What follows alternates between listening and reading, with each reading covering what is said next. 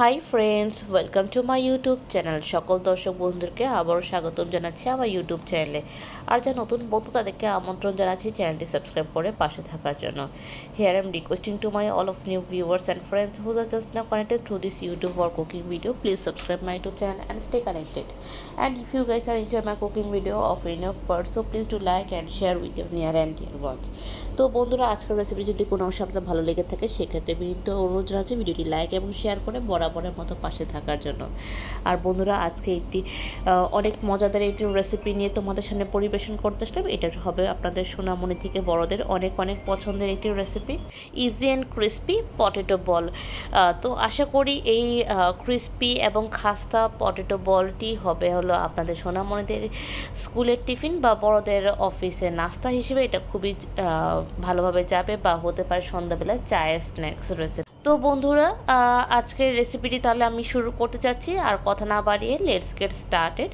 তো আমি এখানে নিয়ে নিচ্ছি 4টি সেদ্ধ আলু। আমি এখন আলু সেদ্ধ করাটা আর দেখাইনি, তাহলে তোমরা বলবে অনেক বড় একটি রেসিপি নিয়ে চলে এলাম। এখন আমি এটা আলুটাকে গ্রেট করে নিচ্ছি গ্রেটারের সাহায্যে। এটা আমি সবসময় ফলো করি, তো আমি তোমাদেরকেও রিকমেন্ড করবো এভাবে করে আলুগুলো গ্রেট করে নিতে। এতে যখন আলু বলগুলি করবে তখন এটা খুবই সফট হবে এবং মিহি থাকবে, কোনো ধরনের ক্রাম্বস থাকবে না। তো এর মধ্যে দিয়ে দিচ্ছি আমি পরিমাণ মতো নুন, দিয়ে দিচ্ছি লাল মরিচের গুঁড়ো,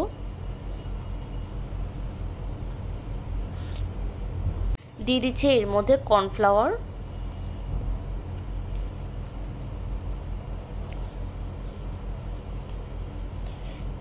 দিয়ে দিচ্ছি এখানে কারি পাতা কুচি। কারি পাতা হলে এটা টেস্টই টোটালি ভিন্ন স্বাদের হবে। অনেকে এখানে ধনে পাতা দেয়, তবে আমি তোমাদেরকে রিকমেন্ড করবো এখানে কারি পাতা দেওয়ার জন্য। এবং এটা ভালো করে আমি এটাকে মেখে নিচ্ছি। এটা কিন্তু সামান্য গুটি কয়েক উপকরণ দিয়ে সুন্দরভাবে এই রেসিপিটি হচ্ছে, তেমন কোনো ঝামেলা নেই এবং নির্ভেজাল এবং কম উপকরণ দিয়ে এটি ঝটপট সন্ধ্যেবেলায় একটি রেসিপি হয়ে যাচ্ছে। বাচ্চারা অনেক সময় ঘ্যান ঘ্যান করে সন্ধ্যার সময় কোনোটা নাস্তার জন্য, তো এটা হয়ে যাবে আপনাদের সেই পারফেক্ট নাস্তা। তো আমি ভালো করে মাখার পর আমি এটাকে কি করছি, সামান্য তেল দিয়ে ভালো করে ডো করে দিচ্ছি। এরপর আমি এটাকে বল আকারে কেটে নিব।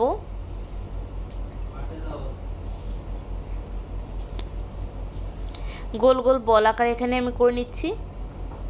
যেহেতু বলেছে এটা পটেটো বল, তো বল শেপই করে নিচ্ছি আমি এখানে। আর এভাবে ছোট ছোট করে আমি সবগুলো the same way making the small ball. So here is the small ball, you guys can see ইট।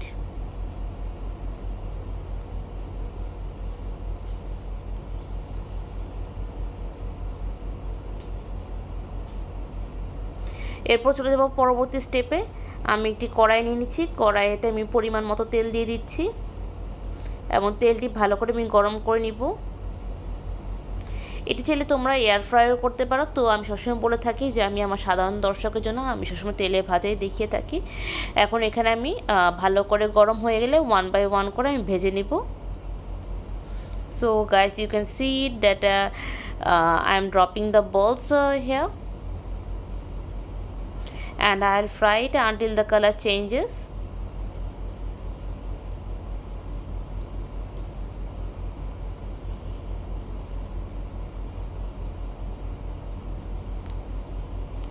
তো এভাবে আমি সবগুলো বল দিয়ে দিচ্ছি। আর এখানে কিন্তু সবগুলো আমি একসাথে ভাজছি না, আমি কিন্তু এখানে second and third batch 3 batch করে আমি ভেজে নিচ্ছি, কারণ বেশি হয়ে গেলে তখন কিন্তু নাড়াতে অনেক অসুবিধা হয়, যেটা কিনা আমি পার্সোনাল এক্সপিরিয়েন্স থেকে বলছি। তো এভাবে করে এক পলট ভাজা হয়ে গেলে অন্য সাইডগুলো আমি এখানে ফ্লিপ করে দিব। The same way I am the following. তো এভাবে করে আমরা এখানে সবগুলোই সমানভাবে করে বাদামি বর্ণে করে ভেজে নেব। So we'll fry it until the color turn into the golden brown color, which actually our desired color.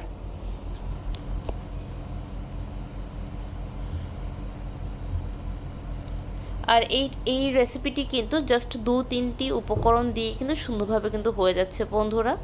একদম very easy and PG way, that very quick snacks recipe.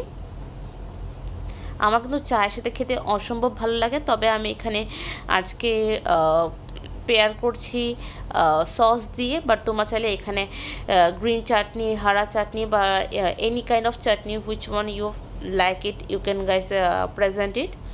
তো দেখতেই পাচ্ছ এভাবে যখন কুরকুরে মুড়মুড়ে হয়ে সুন্দরভাবে একটি গোল্ডেন ব্রাউন কালার হয়ে যাবে তখন আমি এগুলোকে অন্য একটি প্লেটে ট্রান্সফার করে নিব। And the same way I am going to follow the second batch or third batch.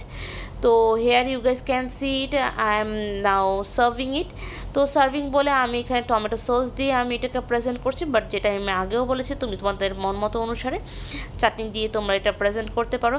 And yes, this is my one of the most favourite snacks. তো আশা করি বন্ধুরা তোমাদের ভালো লেগেছে। তারপর কার কেমন লাগলো অবশ্যই জানাবে এবং ভিডিওটি লাইক করতে অবশ্যই ভুলবে না।